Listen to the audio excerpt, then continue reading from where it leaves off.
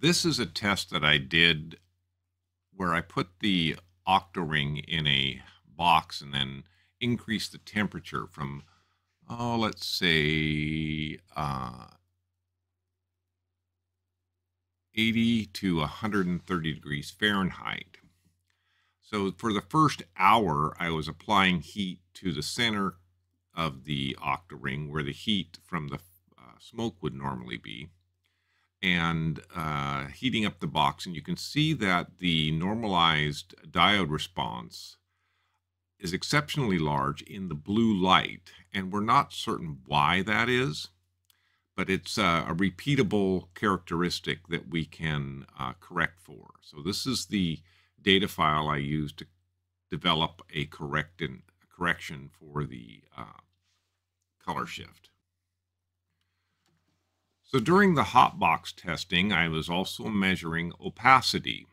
And based on this, when you heat the octaring up, it does not impact the opacity or the incident light striking the sensor, at least not very much. It creates a little noise in the systems. So for the first hour, we have an initial spike of 1%. And that could be just blowing the dust off parts of the device. Anyway, it drops right down to a -2 and just kind of hangs at -0.2% the rest of the 2 hours. So I'm going to say that opacity is not impacted by the color shift or by the heating of the sensor.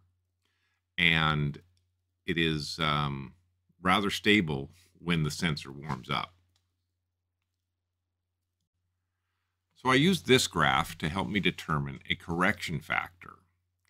We have the sensor temperature, which starts out at roughly 70 degrees. It goes up to 130 and then comes back down. We have the change in color of the sensor that follows the temperature rise, and then it doesn't follow it quite the same as the sensor cools down.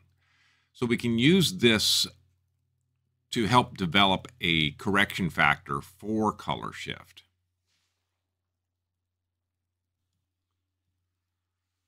So during my work in trying to come up with a correction factor, I used the offset in temperature, applied a factor, and this is the result on the graph we just saw.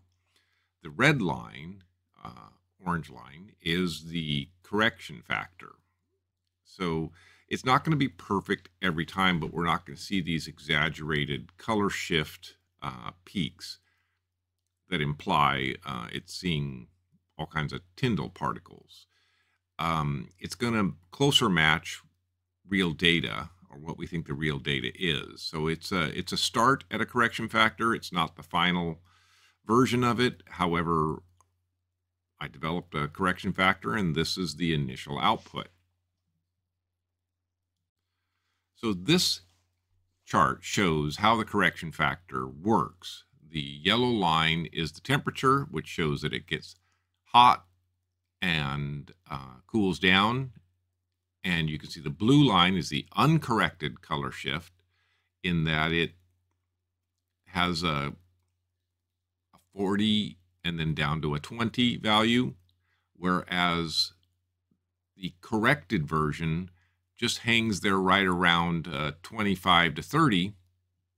And it also follows the peaks and valleys that the